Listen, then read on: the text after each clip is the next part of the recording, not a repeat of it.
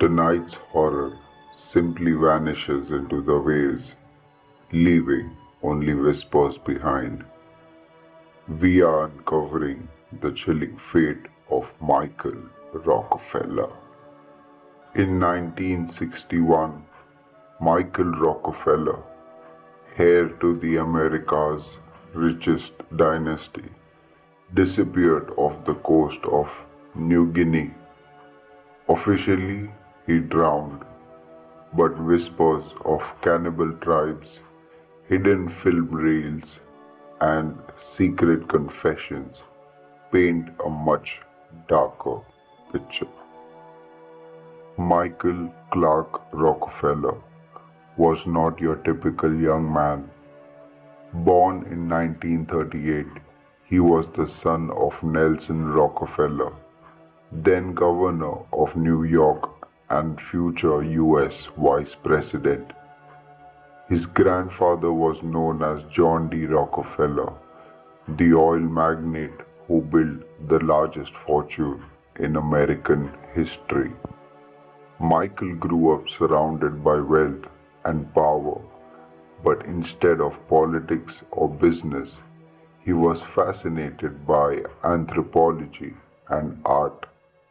He wanted to understand cultures far removed from the skyscrapers of Manhattan.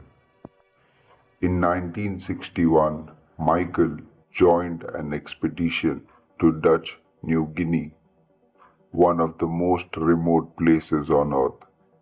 His obsession was with the Asmat people, an indigenous tribe known for their elaborate wood carvings, towering spirit poles, and deep spiritual rituals.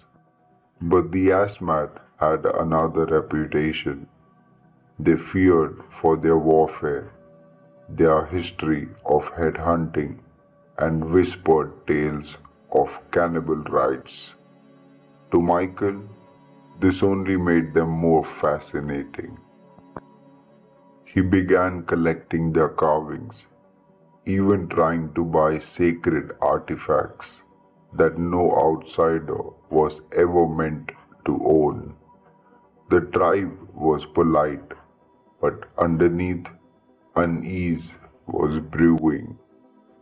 On November 18, 1961, Michael set out on a small boat with Dutch anthropologist Rene Vossing and two local guides.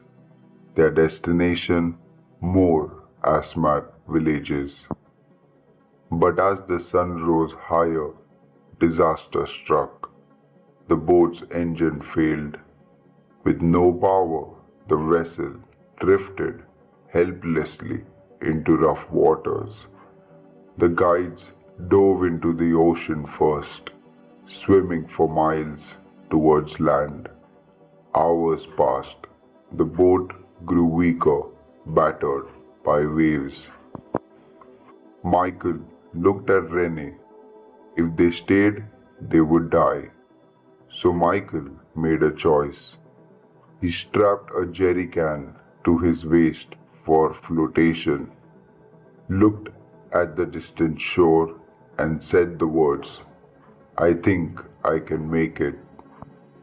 With that, he slipped into the water, and that was the last time anyone saw Michael Rockefeller alive. When news reached the outside world, chaos erupted. This wasn't just any missing person, this was a Rockefeller. The Dutch government launched planes, helicopters, and patrol boats. American military joined in. Even whispers of CIA involvement spread. For days, search parties combed the rivers and the jungles. Officially, the story ended here. The authorities announced that Michael Rockefeller had drowned, lost to the currents.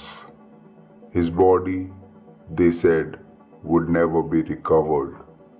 But for the people living along the coast, a different story was whispered. According to the Asmat, Michael did not drown. He reached the shore, exhausted but alive, and that's where his fate turned dark. Among the Asmat, three chiefs, Finn, Azim, and Pep, remembered him. They remembered his attempts to take sacred spirit poles, objects that connected the living with the dead. To them, Michael wasn't just a foreigner. He was a threat to their culture, their power, and their spirits. And the Asmat had their own grief. Years earlier, Dutch colonial troops had killed several of their people. Justice in their eyes had never been served.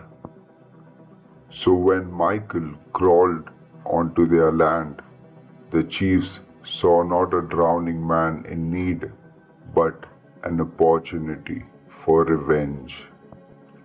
What happened next was spoken only in secret. Michael Rockefeller was taken inland. A ritual execution followed. His death was not simple. It was ceremonial, a message to both their ancestors and the outside world. His remains, the tribes said, were treated as trophies. To the Dutch government, such a story was unthinkable. To admit it was a risk to war, scandal, and international outrage. So the official line remained, Michael drowned. Years passed, and then years turned into decades. Michael Rockefeller became a ghost of history, a man who vanished into the waves. Then, in the 1960s, a documentary filmmaker released footage shot in New Guinea. Among the images of the Asmat, sharp-eyed viewers noticed something strange. A pale-skinned man walking casually among the tribe. Well, could it be Michael? Was he alive, living in secret, absorbed into their world? Theories exploded. Some claimed he had chosen to stay, abandoning his family's wealth. Others insisted he was held against his will. But as the years rolled on, the film reel became less of a clue and more of a haunting. Another mystery layered on top of an already chilling case. In 2012, journalist Carl Hoffman traveled to New Guinea determined to find the truth. After months of careful work, earning the tribe's trust, he heard what outsiders were never supposed to hear. The tribe's elders confirmed the whispered tale that Michael had reached the shore that day. He had been killed in a ritual. His death meant to avenge the spirits of their slain ancestors. Hoffman published his findings in his book Savage Harvest. The entire world was stunned, but for the Rockefellers, it was another wound reopened. And the Dutch government never changed their story. To this day, the official record still says that Michael Rockefeller drowned. So, what really happened to Michael Rockefeller is still a mystery to this date. Did he die in the waves swept away by the sea, or did he choose to abandon his family's wealth and live among the Asmat? Or was he taken, sacrificed in a ritual of vengeance and tradition? The world will never know for certain, but one thing is clear. In New Guinea's dark waters and hidden jungles, Michael's fate became more than just a tragedy.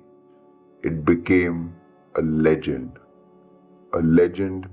where wealth and power meant nothing against the ancient laws of a world far older than our own. The story reminds us that some mysteries haunt history itself. What do you think? Did Michael Rockefeller drown, or was he the victim of ritual revenge? Share your thoughts in the comments below. Until next time.